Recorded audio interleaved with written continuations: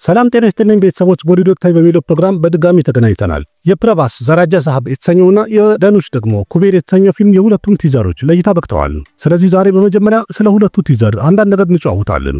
የፕረባስ ዘራጃ ሳህብ የተሰኘው ፊልም ቲዘሩን እናውራ ከተባለ የተወሰነ ኮሜዲ ከታየ በኋላ ሆረር ድራማ ታሪክ ያለው እንደሆነ በደንብ አሳይተዋል።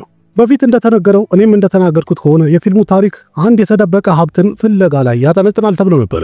ስለዚህ በፊልሙ ላይ የፕረባስ ካራክተርም የተደበቀ የነበረውን ሀብት ወይንም ካዝና የት እንዳለ ሲያፈላልግ ይታያል። ቢሆንም ግን ሀብት የተደበቀበት ቦታ ቢደረስም ይዞ መውጣት ያን ያህል ቀላል አይደለም። ምክንያቱም ሰንጀይ ደት ወይም ዳዳጂ እንዳለው ከሆነ ቲዘሩ ላይ ይሄ ቤት ማለት የኔ ሰውነት ነው፣ እዚህ ያለ ሀብት ጠቅላላ የኔ ነው፣ እኔ ከሄድኩኝ በኋላ ማንም ሊነካው አይችልም።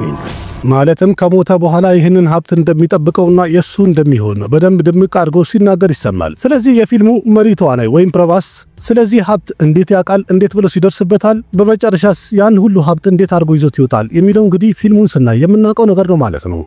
ቲዘሩ ምንም አይልም፣ ደስ የሚል ነገር አለው። ግን የፊልሙ ታሪክ ደግሞ ሙሉ ለሙሉ እንዴት ይሆናል የሚለውና የፕረባስ ይሄ ዘራጃ ሳህብ የተሰኘው ፊልም ቦክስ ኦፊስ ላይ ምን አቀባበል ያገኛል የሚለው ደግሞ አብረን ይሆናል። የኩቤርን ደግሞ ስናይ በኢንቴንስ የተሞላ አንድ ትሬለር ድራማ ታሪክ ያለው ፊልም እንደሆነ በደንብ አሳይቶናል።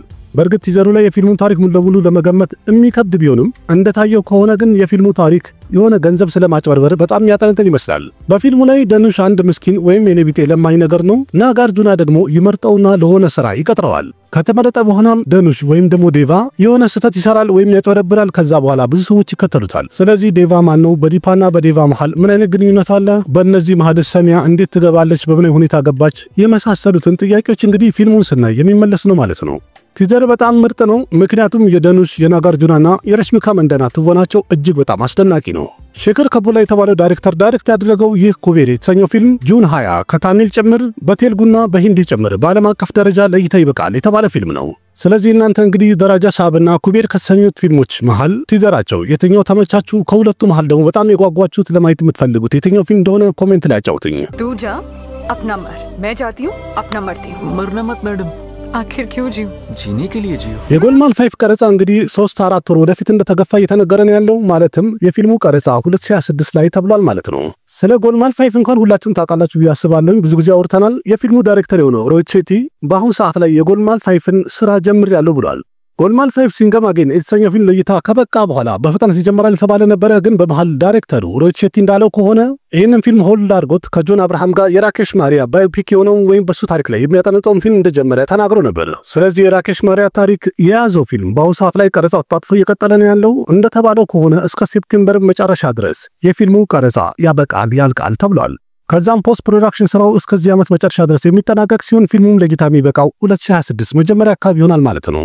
ጎልማል 5 ደግሞ በአሁኑ ሰዓት ላይ ታሪኩ እየተጻፈ ያለው ቀረጻውንም ደግሞ 2026 ፌብሩዋሪ ወይንም ማርች ላይ ይጀምራል የተባለ ሲሆን ጣጣውን ጨርሶ እንግዲህ ከጨረሰ ወይም ካለቀ እስከ 2027 አጋማሽ ድረስ ለእይታ ይበቃል የተባለ ፊልም ነው። በእርግጥ እንደተባለው ከሆነ ረጅም ጊዜ ነው ያለው። በመሃል ደግሞ ሐሳብ ሊቀየር ስለሚችል የተለየ አዲስ አፕዴት ከወጣ ደግሞ ይዤላችሁ ቀርባለሁ፣ አሳውቃችኋለሁ። ይሄን ዜና ስትሰሙ ከናንተ ማለት እንግዲህ የተወሰኑ ሰዎች ቅር ማለታችሁ ማይቀር ነው። እንደተባለው ከሆነ ማርኮ የተሰኘው ፊልም ቀጣይ ክፍሉ ወይም ሁለተኛ ክፍሉ አይሰራም፣ ተቋርጧል ወይም ቀርቷል ተብሏል። ምክንያቱም ደግሞ የፊልሙ አክተር የሆነው ኡኒ ሙከንደን አንድ አድናቂው በጠየቀው ሰዓት ላይ እንዳለው ከሆነ ወይም የመለሰለት ማርኮቱ የተሰኘው ፊልም አሁን ካንስል ተደርጓል። ምክንያቱም በነበረው ጭካኔና ደም መፋሰስ በጣም መጥፎ ነገሮች ስለተወሩ በአሁኑ ሰዓት ላይ ፊልሙ አይሰራም፣ ተሰርዟል ብሏል። በዛውም ቃል እንደገባው ከሆነ አድናቂዎችን እንደማያስከፋና ከዚህ የተሻለና ከፍ ያለ ትልቅ ፕሮጀክት ይዤላችሁ እመጣለሁ እያለ ቃል ገብቷል።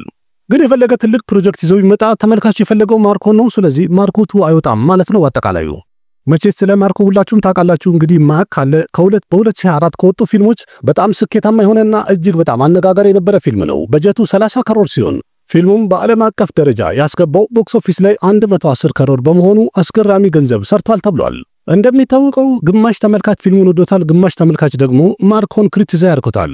ማርኮ የተሰኘው ፊልም ምን ፊልም ነው ብሎ በጣም ብዙዎቹ ተቃውመውታል፣ አጣጥለውታል። ዋና ምክንያቱ ደግሞ በፊልሙ ላይ የነበረ የጭካኔ ሲኖች በአጠቃላይ እስከዛሬ ድረስ በህንድ ሲኒማ ታይተው ከሚታወቀው እጅግ በላይ እጥፉን የበለጠና በጣም ጭካኔ በዛበት ስለነበረ በጣም ብዙዎች ተቃውመውታል። ስለዚህ እንግዲህ በዚህም ምክንያት መሰለኝ በመጨረሻ ማርኮቱ የተሰኘው ፊልም ሼልፍ ተደርጓል ወይም ተቋርጧል። እንደኔ ግን የፊልሙን ስኬት ከማየት አንድ ቀን ወይም ወደፊት እንግዲህ በማይታወቀን ማርኮቱ ብለው አንድ ፊልም ይዘውልን እንደሚመጡ እርግጠኛ የሚያደርግ ነገር አለው። ምክንያቱም እንደዚህ ስኬታማ ፊልም በቀላል ወደኋላ አይቀርም። እናንተ ስለ ማርኮ ፊልም ምን ትላላችሁ? ክፍለቱ መሰራት አለበት? እንደዚህ አይነት ጭካኔ ፊልሞች መብዛት አለባቸው? ያላችሁን ሐሳብ አስተያየት ኮሜንት ላይ ጻፉልኝ።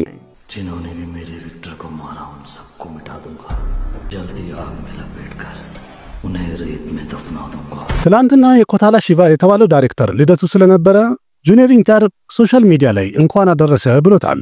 በዛውም እንደጻፈው ከሆነ የዴቭራቱን ሂንት ሰጥቷል። እንዳለውም ከሆነ በውቅያኖሱ ማዕበል ላይ በድጋሚ ለመጋለብ ትዕግስት አጥቻለሁ ወይም እየጠበቅኩ ነው ብሎ ነበር። ስለ ዴቭራ ክፍለት እንግዲህ እንደተነገረው ከሆነ ቀደም ብሎ ኮታላ ሺቫም ሆነ ጁኒየር ኢንታር እንዳሉት ዴቭራቱ መሰራቱ አይቀርም እንሰራዋለን ብሎ ነበር።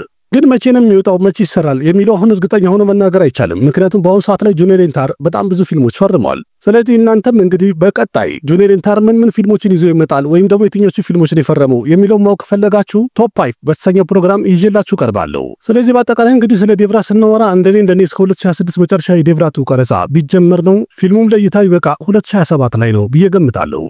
እንግዲህ እድሜና ጤናውን ይስጠን። 2026 ላይ ደግሞ ስለ ዴቭራቱ ሌላ አዲስ መረጃ የሚለቁ ከሆነ የሚነግሩን ከሆነ አብረን እንጠብቃለን፣ እናየዋለን። ሌላኛው ዜና ደግሞ ጂኦ ሆትስታር የተባለው ቲቲ ፕላትፎርም አሱር የተሰኘው ተከታይ ፊልም 3ኛ ሲዝኑ እንደሚወጣ አናውንስ አድርገዋል። የአሱር ፊልም ዳይሬክተር የሆነው ጓራ 2 ዓመት ሙሉ በዚህ ጉዳይ ላይ እየሰራ ነበረ 3ኛ ሲዝኑን ለመቀጠል። ስለዚህ አሁን ከጂኦ ሆትስታር 3ኛውን ሲዝን ለመልቀቅ ግሪን ሲግናል ሰጥተውታል። ስለዚህ ስምምነታቸው በደንብ ከቀጠለና ዘላቂ ከሆነ እስከዚህ ዓመት መጨረሻ ድረስ ሲዝን 3 ቀረጻ ይጀምራል። እስከ 2026 መጨረሻም ለእይታ ይበቃል ተብሎ ይጠበቃል። ያም ማለት እንግዲህ ልክ እንደ ሲዝን 2 ወይም እንደ ሁለተኛው ሲዝን 3ኛው ሲዝንም ከ3 ዓመት በኋላ ለእይታ ይበቃል ማለት ነው። እንደሚታወቀው የመጀመሪያው ሲዝን 2020 ላይ ነበር የወጣው፣ ሁለተኛው ሲዝን ደግሞ 2023 ላይ ነበር የወጣው። ስለዚህ አሁን በቀጣይም እንደተባለው ከቀጠለ 3ኛው ሲዝንም 2026 ላይ ልናየው ነው ማለት ነው። አሱር በህንድ ሲኒማ ከተሰሩ ዌብ ሲሪሎች መሃል በጣም ምርጥ ከሚባሉት መሃል አብሮ የሚጠራ ነው። እናንተ ካላያችሁት ማየት አለባችሁ። ይህንን ዌብ ሲሪል ማየት አለባችሁ።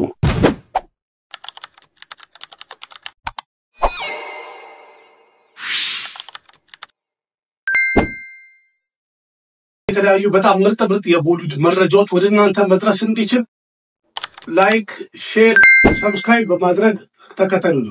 ना जाने कैसा एहसास है बुझती नहीं है क्या प्यास है क्या नशा इस प्यार का मुझ पे सनम छाने लगा कोई न जाने क्यों चैन होता है क्या करूँ हाय कुछ होता है क्या करूँ हाय कुछ होता है।